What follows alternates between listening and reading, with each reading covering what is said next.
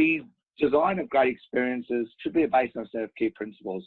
Many people, and I'm sure some people on this call will have either heard of or even practiced things like human-centered design or other activities around designing great experiences. These are very beneficial and definitely things I recommend using. I won't cover them here in detail. There will be a bit more in the full course, but instead I quickly wanted to touch on a number of design principles that I think are really at the core of how to design experiences with customers in mind. And these are principles that can be used in any situation, really. And the first of these is really customer in, not company out.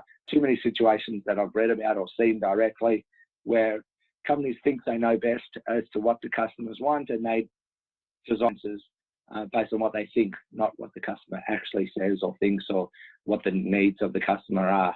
They also need to be based on end-to-end customer needs, not interactions. It's important to think about what the customer is trying to achieve and not optimize just for this online visit or phone call or whatever the customer's doing, but really the end-to-end experience that the customer is going through. The next two are actually tied together. Reducing effort.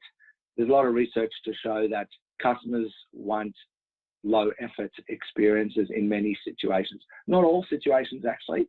There is some research to show that certain experiences customers don't mind effort, but in general, cutting down effort.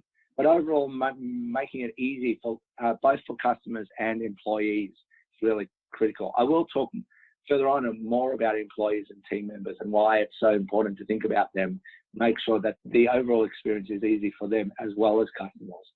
And it's important to keep the overall relationship in mind. Customers generally don't only buy once, they buy and they use a product, they often buy again. And it's important to keep that overall relationship in mind. As I said previously, it's much cheaper to keep a customer than it is to get a new one. So keeping a customer, making them happy, meeting their needs ongoing is really critical.